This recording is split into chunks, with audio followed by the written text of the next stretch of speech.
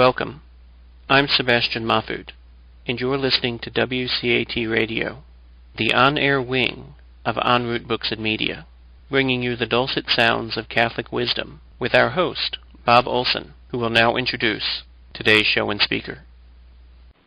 WCAT Radio presents Catholic Mysticism, where Al Bielawski talks about the supernatural aspects of our faith, the saints, and other related subjects. Good to have you back, Al. We've really had some interesting programs. Sounds like you got a good one today, too. Good to be back, Bob. Yeah, I think this will be kind of interesting for the listeners. And what we're going to talk about is creation, God's creation, and its environment. We'll talk a little about evolution. And we'll touch on some of the Pope's Laudato Si, which kind of ties this all in. Because I think there's a lot of misconceptions about what creation is, our role in it, God's role in it, in this modern world that we live in today. Now, some of the stuff on evolution, I'm not a scientist, so this won't be like you'd see Bill Nye and maybe some of the atheists that believe in it as opposed to some of the strong creationist type of debate. So we're not going to go do something like that, but I think I'll give a lot of food for thought. A lot of stuff won't actually be church teaching either, but I'll point that out as we get to it in the show. But anyway, let's start with the creation story, which we get in Genesis. As we know, the earth was void and null, and out of ex nihilo, God creates out of nothing. And that's an important part to remember, because it points to the Creator.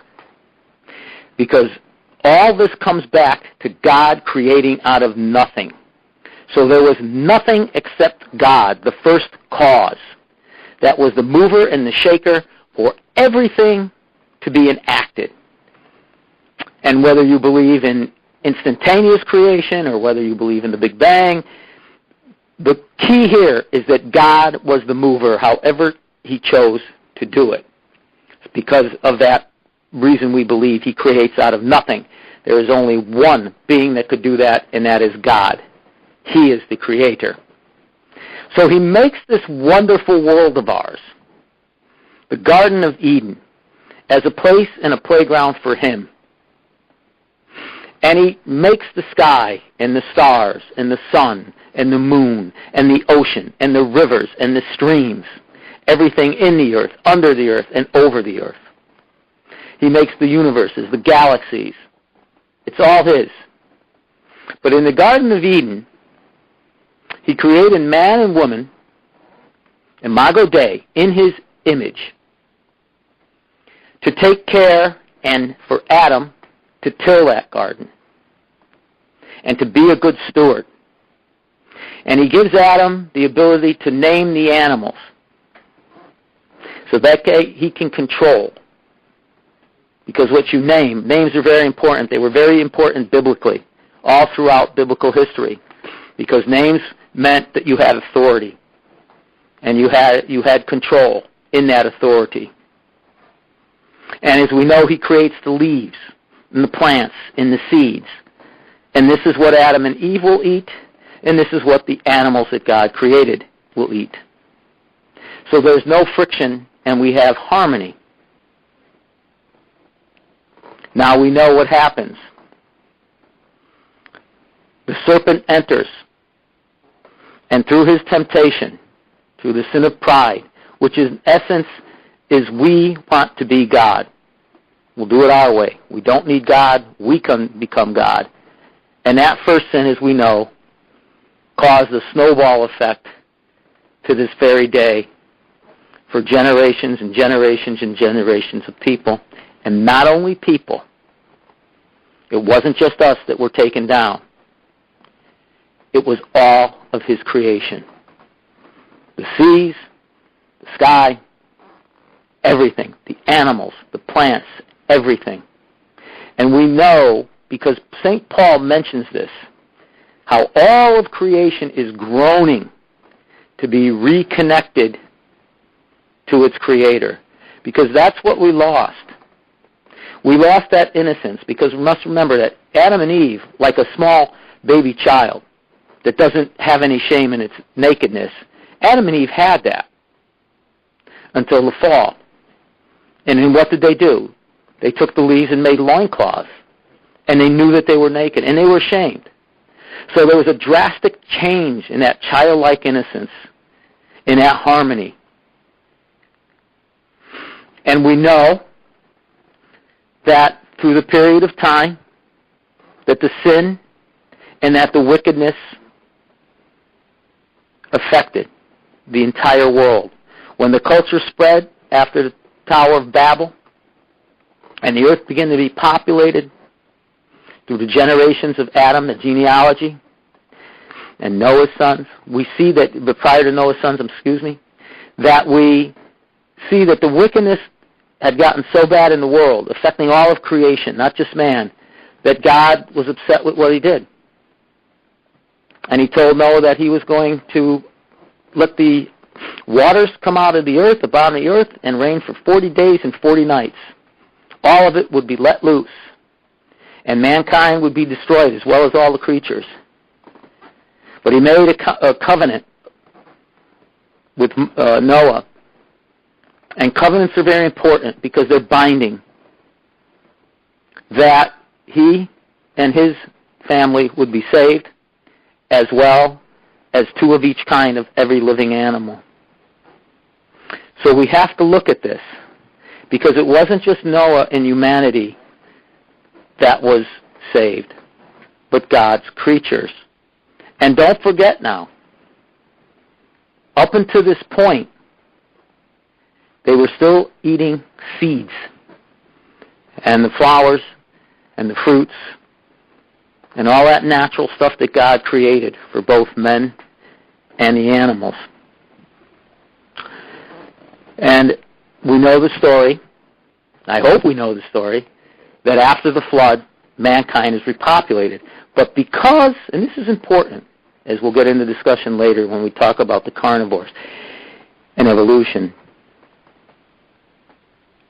because of the violence that would continue, and that's the history, not only of the Jewish nation, but ours. To digress just a little bit, we see that when the Jewish nation followed the precepts and the commandments of the Lord, they were blessed, and good things happened.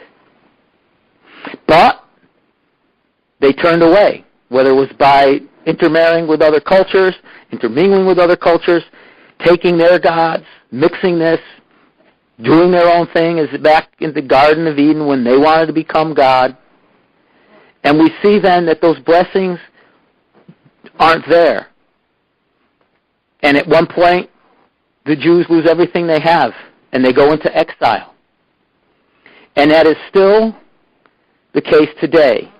We see it in our own nation in Europe. When you look at Europe and see how once, including France, was the Catholic daughter, it was the daughter of the Catholic Church, and where it is now. And all of Europe, where this great faith was not only to explode, but then through missionary work spread throughout the world. And we see the trouble. We no longer have far to look over the ocean than our own continent to see this beautiful countries of ours that was set up on Judeo-Christian principles, period. No games, no schematics, no double talk. Judeo-Christian principles. And we see how far we have fallen. So we pull and we go against the command of God, and we see why do we have these problems in Europe and here? Because we are not following God's commandments and precepts. And the blessings that were so great for this nation and Europe have been pulled. Or are in the process of being pulled, because there's always people praying. And I've heard this personal opinion. I believe, like those little old ladies praying in the back of the church that nobody really recognizes or considers, doing a great deal to save mankind and hold our blessings together. Because many people believe that President Trump being elected was divine intervention. And God knows, of course, how much we could use it. But to get back to the point now with Noah and the animals, Now, what God did then was said that because of the wickedness of man, and he knew it would continue, he called the Jews a stiff-necked people, and this wickedness would prevail. Well, not prevail, excuse me on that, but would continue to proceed, rather, would be a better word, to proceed, because we know that God wins in the end, and that evil does not prevail, even when it seems like it does. Like right now in our time, it sure seems like that, but we have the confidence that, of course, what Jesus did at Calvary, he wins and beats Satan once and for all, as we know, and put our Christian hope in. But he then says that they can, because of the evilness of man, they can begin to eat meat. So now we have a change, where it's not just going to be seeds and plants being eaten, but my term, the law of the jungle, starts to be enacted. So, we go back now to Adam, and we see that he was naming those animals that I mentioned, so he would have authority over them. And this is where sometimes we miss, no pun intended, with Noah, the boat. Because having authority does not mean, and when God in the Bible talked of subduing, to be fruitful, multiply, and subdue, and put the earth in your dominion and its creatures, he did not mean that this was to destroy them. What it meant was we were to be good stewards with that authority. And Adam was supposed to be the tiller and the authority figure to take care of God's playground in Eden. And we know he failed. And in failing God, he failed his wife, he failed us, he failed the animals, he failed all of creation. Pretty heavy stuff to put on one poor fella. But this is what happened. So, rather than looking at the scripture where the early Europeans and colonists in our country, they took that, I guess in a way literally, to mean go out and do that. Dominate everything. If it's in your way, destroy it. I mean, when the colonists came here, one of the terms they used was wilderness. It was wild. They were afraid. They were afraid of it. It was something that had to be tamed and conquered. Not unlike the Native Americans here that lived with it, in unison with the Creator and the creation. The Europeans didn't see it that way, but it was something to be exploited. And that's the key thing we want to talk about, is that exploitation a little bit later when we go into talk about Laudato Si and what the Pope really wrote, because at the time it came out, and it's probably died down now once people started to actually read the actual encyclical.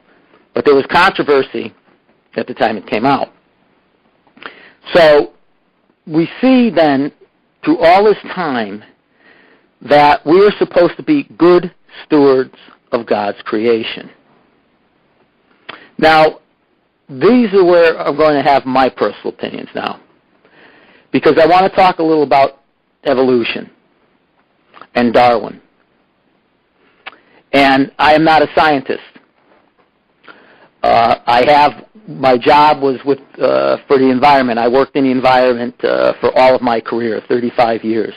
And I've recreated and loved this environment, the animals and creation in my recreation time. So most of my life has been environmentally active. And the opinion, so that's where I'm going to come with my opinions. Now, the Catholic Church's teaching on evolution is that it hasn't made a definitive argument for it nor against it. So you are, as a Catholic, if you choose to believe in evolution, you may. And if you choose not to, that's fine too. Now, my personal belief, and from what I've studied, and from what I've seen in my work and my activity in creation, I don't believe in evolution. Because evolution, to me, is a species change, is what we're told that the theory is. And that theory, and notice I'm going to use that word, because evolution, contrary to popular belief, what's taught in the schools, and accepted by some, even in the church, is not fact. This is, to me, extremely important. Evolution is not fact.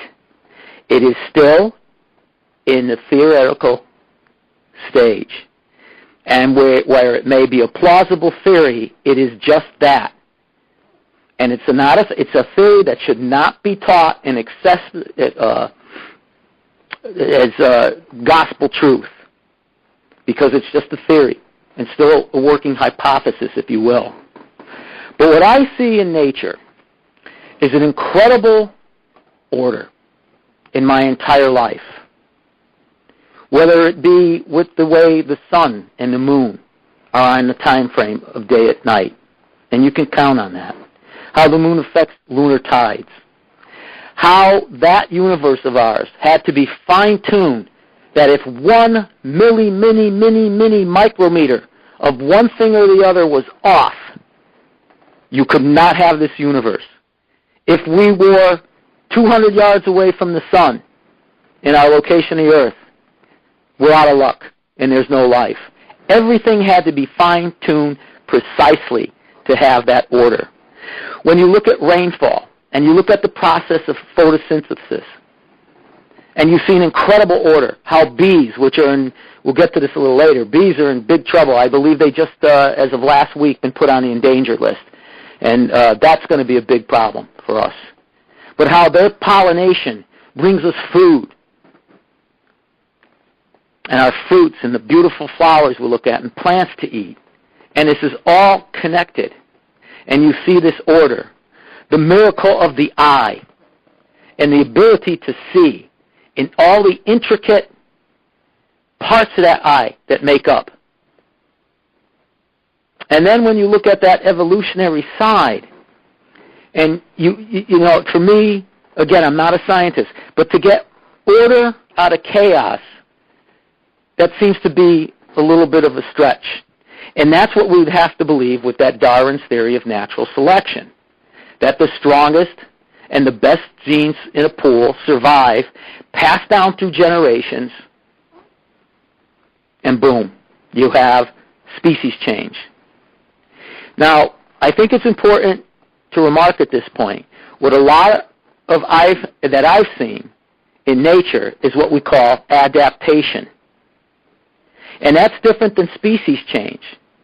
Because the species change would be like, we used to call it primates in the early days. Now, the evolutionists got smart, and rather than using the term monkeys or apes or things like that, they call it a principal or primary ancestor. So it's kind of all-encompassing, so they can have some wiggle room here. Because one of the questions people asked before is, well, if we're evolving from apes, why are there still primates here? So when words are important, so by changing in misshapen words here, you can kind of encompass many things and continue the argument. But, so we were supposed to go from that primary ancestor, I'll use their term, to human beings, through these stages. Now the church teaches if God wanted to do it that way, that's fine. If you want to use amoeba, which starts at life and go through the process, it's fine. Because the argument there is, the important part is to where God breathed the soul into the man. But I have a problem with that. I'm not going to get into it on the show tonight because that's a detailed question. It'll take up most of the show. And I don't want to really touch that. Maybe in a future program we'll go into that and why I think that may not be a very good argument. But again, that's another personal opinion, but we're not going to touch on that today. But when Charles Darwin prepared this theory and did his study of the Galapagos Islands, and one of the big things was the finches and the extension of the beak, we've got to remember something. Yes, there can be adaptation, which would be, say that beak had to get longer to get certain type of insects on that island change. That's fine. That's not a problem. Animals, including we, have to adapt or we will not survive. But we adapt. But my point here now is that whether that beak extended from the original size or not, the finch is still a finch. It didn't become a coyote. So when you have a male and female offspring, let's say in the canine kingdom, they are not going to become a cat in the feline family. They are still canines. So I don't see the species change here. And then I would argue, too, with us, I don't want to be funny here, but there's a case we may be de-evolving when you look at where our society is going now. And what are we supposed to evolve into? Pure spirit? And then you're talking the metaphysical, and that's, as Catholic Christians and Christians, that's our game. And if they believe that we're supposed to turn some supermen who will never die, I don't know, is that really evolution? Because again, we would still be human beings. We would not change henceforth to this, an evolutionary change into spirit. We would still be human beings. So you can't have it both ways to me, in my humble opinion, please. So what I see is a lot of adaptation in the animal kingdom and the plant kingdom. I do not see species change. So, and also here, when we're talking about hybrid creations, where they take dogs and they use certain genes, we've got to remember again, the thing here is that these are still the same species. To me, you're not going to take a gene of a sheep and a gene of a cow and you're going to end up with some type of new type of animal. They still have those requirements that are what they are as that particular species.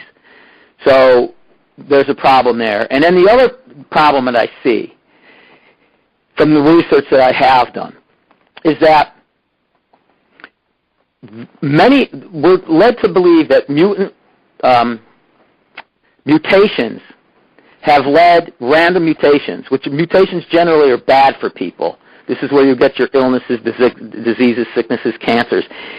That these mutations over a period of time, and multiple mutations, from what I understand, produce something good, which is kind of strange, because as I just mentioned, mutations are usually harmful.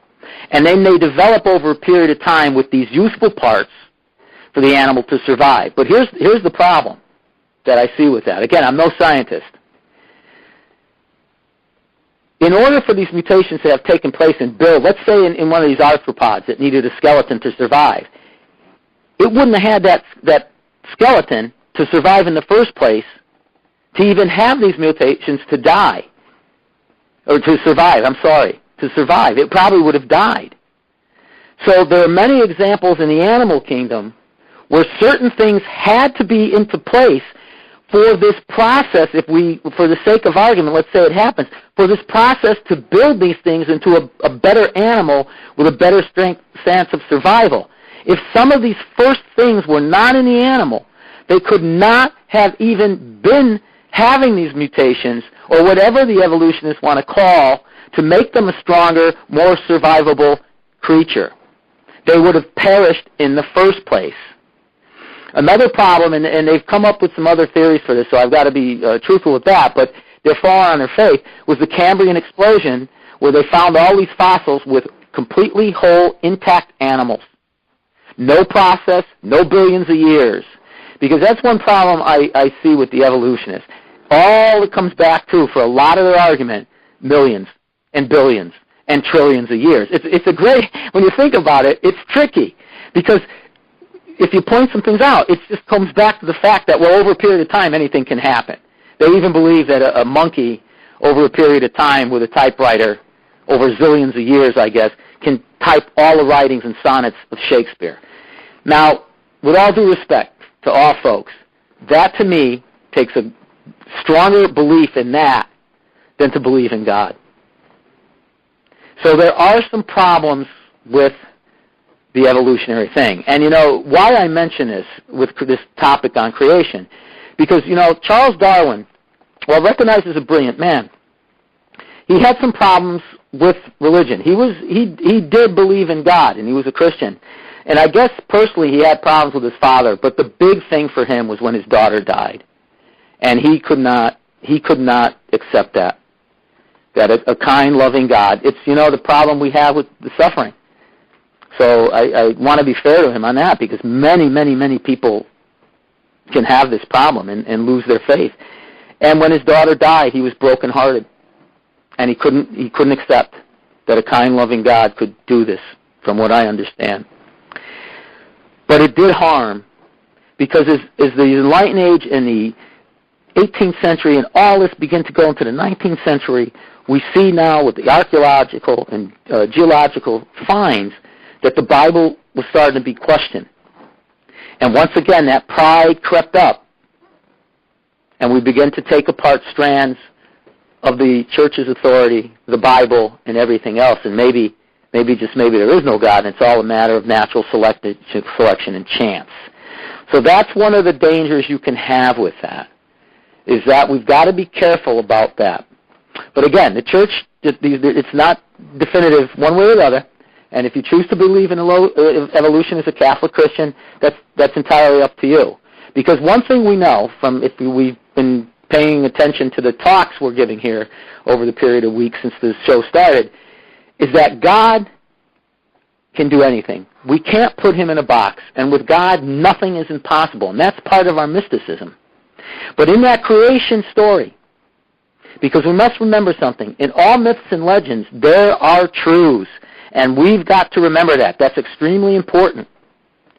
But in the Catholic mysticism of creation and gazing at the stars and the planets at night if you go outside, or seeing the eagles soaring, or rainstorms, and the covenant sign Jesus made, or God made, of course, with Noah was the rainbow. And who hasn't been mesmerized by beautiful rainbows? So yes, we know the science of it, in the particles, in the colors of the spectrum, and that's fine. That's fine. It's all how God chooses to work. But the mystery is that he created this, and it is awesome. And we've got to open our hearts to that, to the awesomeness of creation. I was just talking to somebody a couple weeks ago, and they were saying, maybe with some things it's better we don't know, but just to love and appreciate for what it is. And I was thinking about that, and that should be maybe true of when we start looking at our environment. Because we take for granted, I think, have you woken up in the morning outside your house, and it's a beautiful sunny morning, and the birds are chirping, and they're just so happy. And I mean, just think about that for a moment.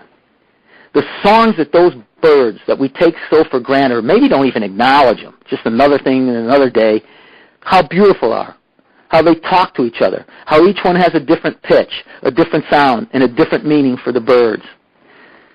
Geese have an entire communication system that they use between the male and female, their young, the goslings, and when they're flying in the V formation. Intricate. Awesome. And I mean, think about that V formation the next time you see geese honking, and how they draft in the leader, and he'll go to the back so another can take its place, and how intricate this migration is. It's awesome. It's awesome. Even that blizzard we had a couple weeks ago up here in Connecticut in the Northeast, I mean, for the inconvenience of the call, but if you just went out and just listened to it, listen to the wind and the snowflakes hitting you, I mean, my gosh, that's awesome. And there's a mystical, as we mentioned before, a mystical union that you can get through creation. And that's why we're supposed to take care of it. Not subdue, as it says, and dominate, as it says. Because we do that. And that's what the Pope was trying to bring about in Laudato Si. Now, when it came out, it was controversial. The Pope was a socialist. He was a communist. He wanted to distribute wealth all over the world, take from those who have, those who didn't. He was a nature lover. Maybe he was going New Age way. It was just unbelievable what was going on. And, of course, the encyclical came out, and it wasn't like that at all.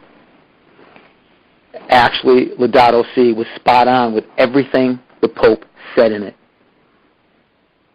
Now, he called it, as St. Francis, talked about, brother sun, sister moon, that we're all connected. And he called the earth the sister, because the sister, earth, was crying out with the harm inflicted by irresponsible abuse of what we've done to it. And we have, folks. There's no getting around it. Now, I'm the first one to admit that I love some of these modern technologies. They make life easy. The medical research and stuff is fantastic. It's saving people's lives. I mean, it's just incredible what we do. But we've got to remember something, too, that we're very right now detached from the environment that the Pope talked about, Laudato Si. There's a disconnect when he talked about our sister. And it's a big disconnect. Because we've lost our connection to the environment, where it's not God, us, and creation. It's segmented. Creation is not part of us. You know, to give you an analogy, back in the days when some groups believed that the body was no good and was only the soul that counted, the body was evil. But that's not true. We know that. The body and soul are connected. They were both created, and God said they were very good. They're not disconnected. They complement each other. And that's what we're supposed to do, and the Pope argued in his encyclical, Laudato Si, we're supposed to share in that common unity with our creation. And in essence, nothing in the world then is indifferent to us, or shouldn't be. But we know it is. We know for over 50 years we're on the brink of a nuclear crisis. We have now the ability to destroy the world. Now, some people don't think we can. Well, I don't know if I'd agree with that. If we go back and look at Nagasaki and Hiroshima and just saw what those two bombs at that time, which was state-of-the-art technology, did, we're much more advanced now, much more lethal. And who knows, they can guess at all these environmental factors, but who really knows what the devastation? Would there be water to drink? Would there be air to breathe? Would we be all radiated, poisoned? Would there be any food? Would there be mutations that are so horrible we can't even think about out of some movie? We don't know. We don't know. But what we need to do and take from the document is that we are connected to the environment. We're connected to the animals, to the plants, to the trees, and most importantly, we're connected to each other. Now, one of the Pope's big arguments that he made, and this is, I think, what they got nervous about in this encyclical, was the domination of industrialized nations, and that's us too, to exploit those in regions who do depend on the land, who still to live with the land for their survival, and how the industrial nations use up a majority of resources at the exploitation of those people in those other countries and their lifestyle. And that's what he was trying to create an awareness to, that we need and shouldn't do that. One group, especially if they're powerful and wealthy, and he came down pretty hard on the powerful and wealthy. Now, this is not to say that powerful and wealthy people don't do good things. Of course they do. Of course they do. There's generalities here. But they also have, just like us, but through their wealth, they have a better ability, if you will, to change things for the good and for the not so good. So when you go into the rainforest, and I remember this when I was growing up, I'll give you a couple instances. When you go into the rainforest for the mahogany furniture, which is beautiful wood, and deplete the rainforest and change the ecosystem as it is, because being connected, and here I digress again, everything is affected. Because when I talk to people, well, who cares if they cut down a rainforest down there? Well, you know what? I really don't care if this site, there's only like 3,000 tigers left. Who cares? No, that's way over in Russia and India. I don't even live there. But you see, that's a philosophy that is very, very wrong and very, very dangerous. Because on the environmental circle, from A to Z, we are connected. We're connected to God. we're connected to each other, and we're connected to the environment. Therefore, when that apex predator, the tiger in this case, gets removed, you're going to have a side effect. Because when the apex predator is taken out, something else is going to fill the vacuum. And I'm going to give you a good analogy now, because for those of you guys who are old enough, you might remember the 70s. I'm going to use an example here in the United States. The ranchers and the farmers out west were really, really, really concerned about the coyotes and the damage they were doing to their livestock.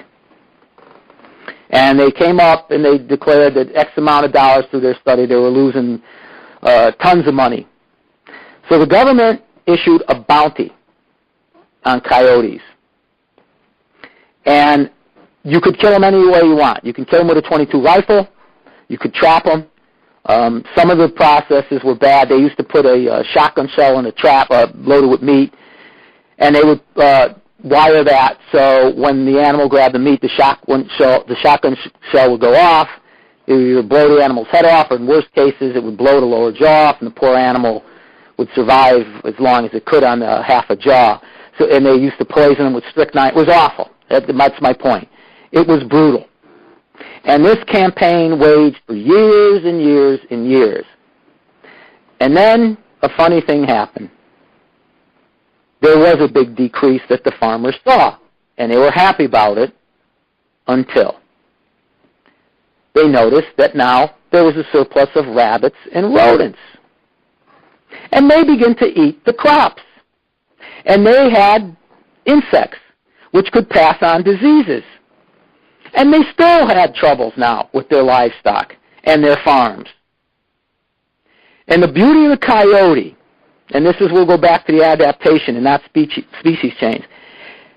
They're so wily and so smart. I admire the coyote tremendously. Because here's what happened. Yeah, the farmers saw a decrease in their area and ended up with more problems from the rodent increase in the insects that they brought. The coyotes were actually tripling in numbers elsewhere where they were hiding. So here we come with the adaptation I mentioned. They didn't change into a new species, but they adapted to what was happening from them and tripled. You got to give these guys credit. That's some kind of tough animal. And you know, in the long run, to sum this analogy up, the government found out that if they had given money and put money aside to give the farmers and ranchers for the losses of livestock, they would have saved billions of dollars rather than the extermination of the coyote and what happened when they tried to do it. Isn't that something? That was the final result. But my point is, see, we're all affected by that.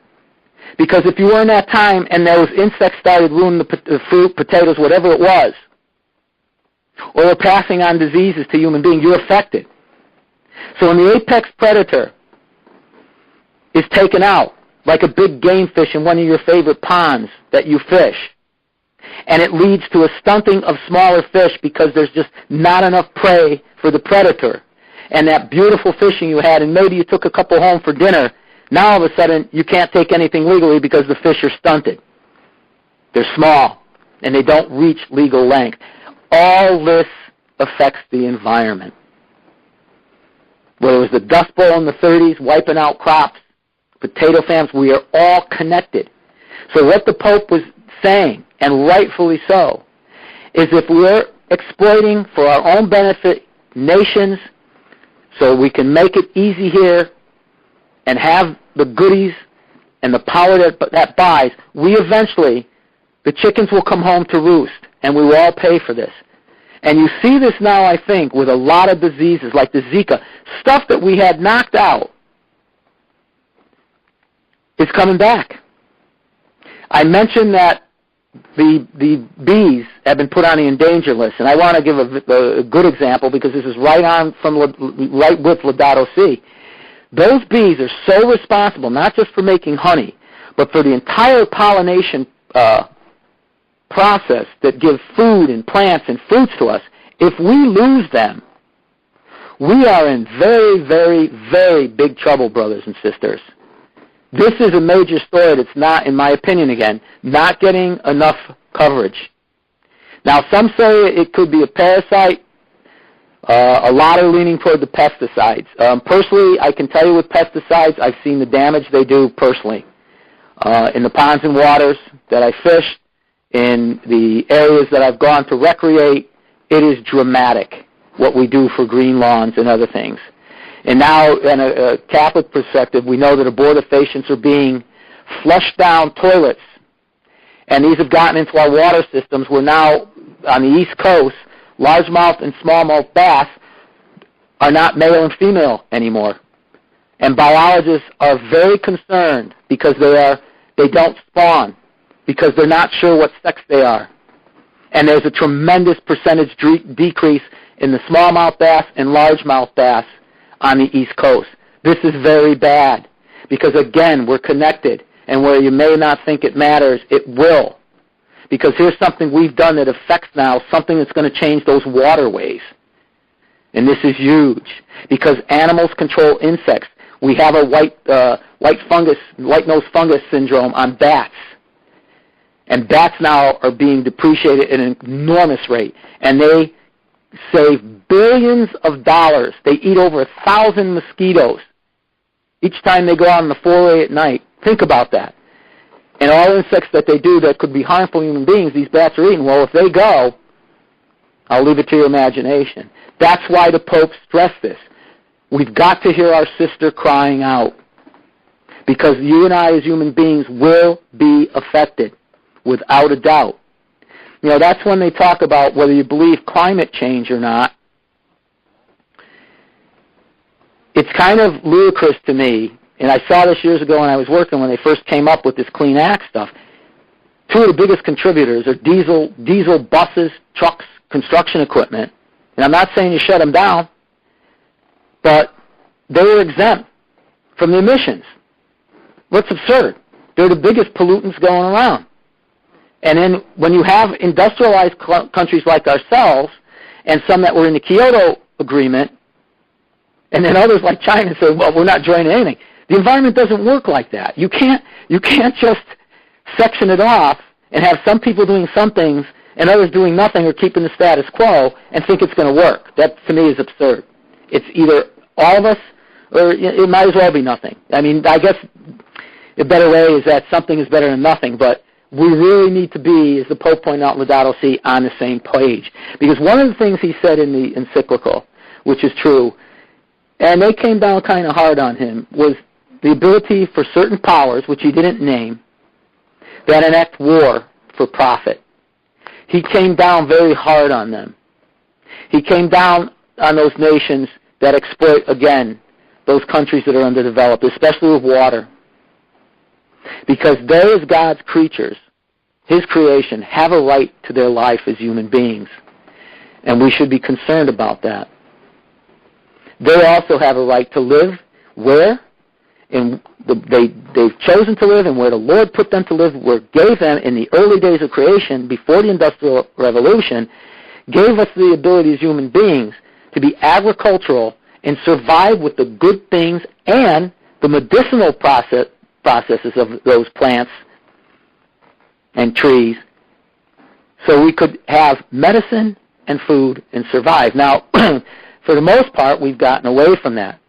And I think the Pope is trying to call us not to go back into a history like that, but to be more aware and to be more in tune to what we can help in our ways, not wasting water and recycling, using what we need, not throwing out food.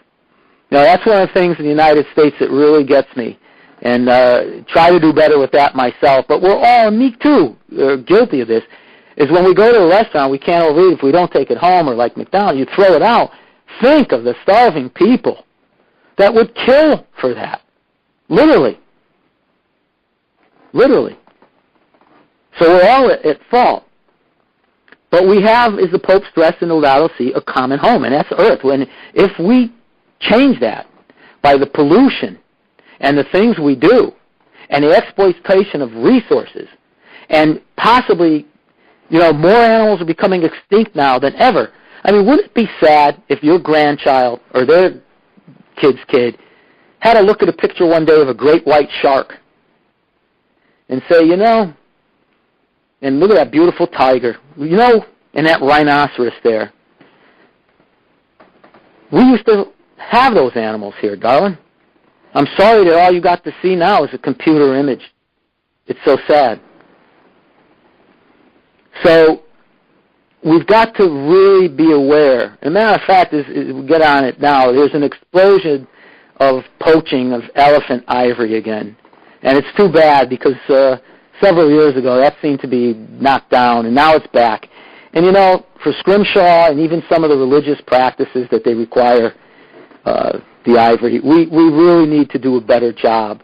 And certain cultures, and I don't want to pick on other cultures, but some of the Oriental cultures that still believe in the supernatural powers of eating animal parts or the medicinal processes. At least with the medicinal processes, there are other ways we can do this.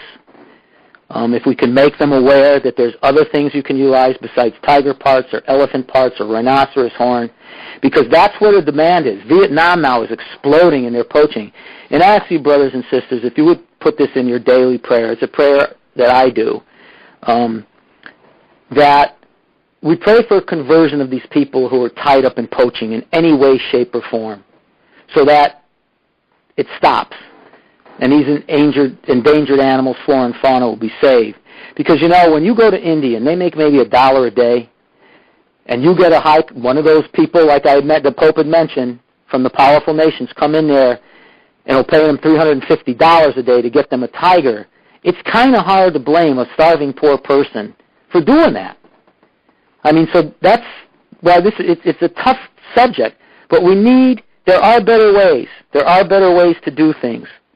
Some of the scientists right now are injecting the rhinoceros horn with a special chemical that if it's taken or cut, it just dissolves in the powder and it's useless. And they're saving rhinos because there's not many left. So there are other ways of doing this, and thank God that there are people that are aware of this in all cultures, including China, and are trying to change this behavior for, as what the Pope says, is our common goal, because this is our common home. And if we lose this one, we're not going anywhere, despite all the nice science fiction movies about going to Mars. So, when the Pope talked about this with the water and how it's wasted and how some people don't have any drinking water, and henceforth you get tremendous diseases like malaria that's wiping out so many people in Africa yet. And again, I was talking quite a bit about what the Pope talked in Laudato Si about biodiversity, the animals and the plants and certain cultivations. There are probably better farming practices that they're trying to work on right now that are going to be more sustainable. I mentioned the Dust Bowl. That came because, in Scripture, Jesus gave the Jews a period of rest after years for the land to reboot itself, so to speak, so that they were able to come back and have that resource to plant. Well, our European culture didn't do that. And then they had stripped off all the top layers of fertile soil. There was nothing left. And hence, when the Depression came, you had these great winds in the Midwest, you had the Dust Bowl, which was, awful. And again, people affected by that environmental change. They didn't have food. They got sick. They died, because what the Pope stressed was, if we don't do this and we don't see a far-reaching plan together again, all of us, because human beings are creatures of this world, and we all have that right that God gave us to life and happiness, and we all have dignity from God. We've got to get out of what the Pope stressed, the model and development of a throwaway culture, because we are. I mentioned the United States and the food we throw out. But we've got to stop wasting. We've got to stop, we've got to have a control on building. I understand, people have to have a place to live, certainly. But there are good ways to do this. There are better ways to do this. And, while I may not have any ideas on that, other people do. And that's what the Pope meant by far-reaching and looking into the future and seeing if we can all collectively get together and come up with better ways to do this, to have our drinking water, to have biodiversity, to have places to live that don't in fact affect the environment as a whole, and segment things, because that segmentation, that's one of the things that have hurt the big predators and the animals in Africa, is that they don't have the spaces anymore to travel, especially a big animal like the tiger, where they need vast amount of acreages to hunt and survive. And when you have roads and you have this segmented lands, you don't have what they call a natural corridor. But I've got to say, this is, again, the Pope mentioning about looking into the future and far seeing and working as a group. Some of the biologists and all over the world, now in China and here on the Rocky Mountains on our Pacific Northwest coast, I believe, they've created what they call natural corridors, which are actually tracts of land that they've bought, set aside, that cannot be built or used, and they're building tunnels for the animals to go underneath the roads and overpasses that look like the woods they travel, and they go over to these other sections of lands that are segmented, and they're thriving. So they're coming back. This is huge, and that's some of the stuff that the Pope and Laudato Si was hoping that we could get together and do. And that's going to require stuff on our part. I mean, I'd be willing to pay more, and it pains me to say this way, because I like the price of fuel right now low. I mean, I don't have to go back too far to 2008 to tell how we were all affected and how that economy almost fell and went into that Great Recession. A lot of people think it was the housing bubble. Let's not forget something.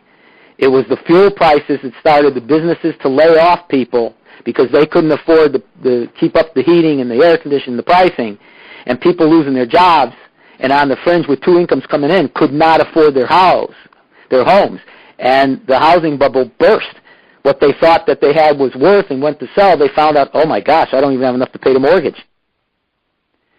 So these are the kind of things that affect us, as I mentioned. But if I would not mind paying a little more in gas to have people keep their environment in their region, to live a good life, and environmentally be more sound, and to give them a better way of life. If that's what it takes, maybe that's some of the things we can do on our part, is that, maybe we don't mind paying so much. I think the problem for that sometimes, I live in Connecticut, which most of our gas, the actual price wouldn't be bad, it's the tax. That's the tax which jacks everything up. So maybe on their part, we pay a little more for fuel, maybe they could do something, find money a different way where they wouldn't tax it up, where it become, again, where we would go to a point where we almost slipped into a depression. Because in the Bible, there's a lot of wisdom that, again, appointed in Laudato Si, about tilling and keeping the land and giving it time to rest. During those Jubilee days, can you imagine this? They actually forgave all debt. Pope John Paul, I think in second in 2000, wanted that to happen. Can you imagine that? That would be nice for all the mortgages and everything were forgiven, but I don't think we're going to see that in any time future. But those Jubilee years would basically to start over, not just in the financial aspect with the Jews, but also with their environment, their growing season. Because we got to remember, back in those early days of those cultures, the Assyrians, the Sumerians, the Phoenicians, the Jews, they were very in tune and with the land. And the rainy season, the dry season, the summer, winter, fall, they were all huge. They all affected how they lived because they were agricultural. Now, we don't do to that for the majority, most of us, because of our technologies. But, it's not a bad idea. Some people go organic now to get away from the pesticides. That costs a little more. It's probably a good idea to do if you can afford it, and it's better for you health-wise. So some people plant gardens in their own backyard, and they have control over that. Some, like I say, are really into conserving water and other things. Some are into the smart cars now. There's all kinds of ways to do it that the Pope is asking. But again, he's also asking not the wealthy, but the poor also to do this, because we have a common, destination, heaven. But don't forget, we've mentioned this in the other shows, our true home is earth, but in the end, all of creation and its creatures and us are going to be restored, because God created And what did he say? It's good. And when he created us, it's very good. So that's what we want to focus on. Because, when we look at creation, the bottom line, I guess, in all this is that it's a great mystery. And that's the supernatural aspect of our faith, that we should just accept that mystery. Maybe like that individual I was talking to, I mentioned, we don't need to know everything. We just have to go on faith a lot of times, the innocent faith of a child. And that we realize when we look at those stars, maybe we don't have to know all the chemical compounds and how they started or what God did with them or how he did it, was it an instant or a period of time, but just look and appreciate and love the mystery that is creation and creatures. And that is a great thing. It's a good way to get into a type of mystical prayer by not mentioning any words or thoughts, just to be with our Creator and his creation. And I really mean to try that sometime. Try it when the next time you go and you're in the ocean, or even tonight, go out, if it's a clear night, look at the stars and the constellation, the brightness of the moon, a couple planets you may be able to see.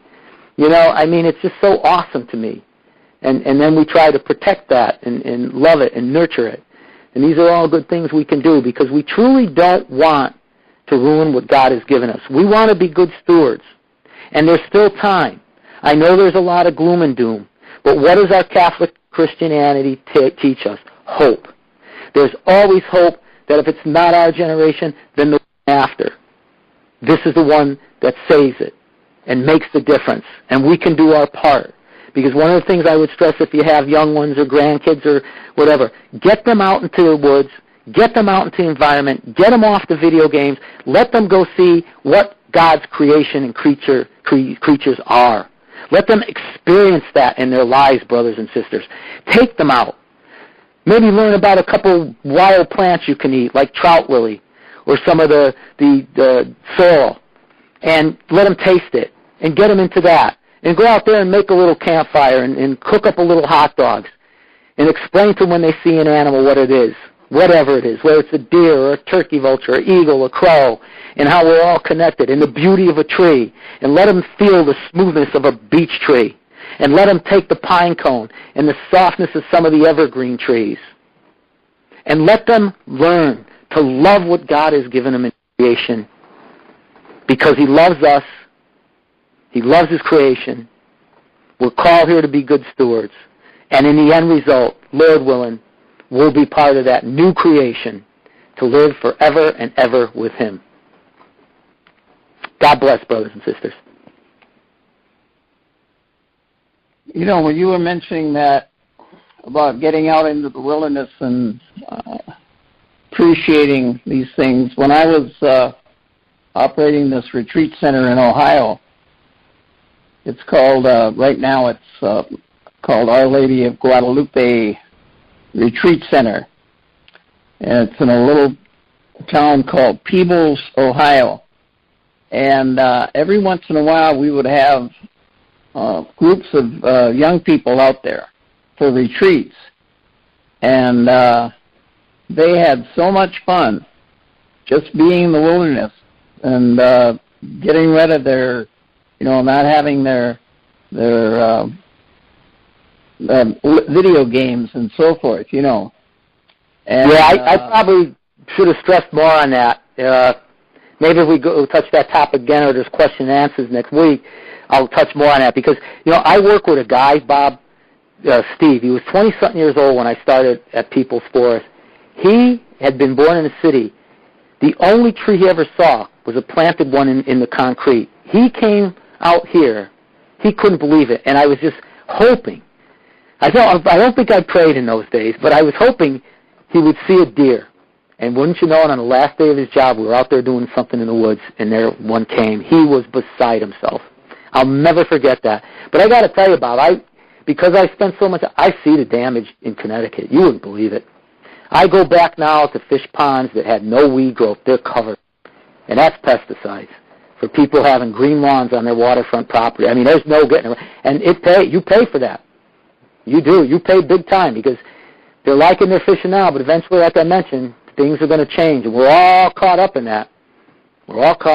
But So what did you think? Good topic? You like it?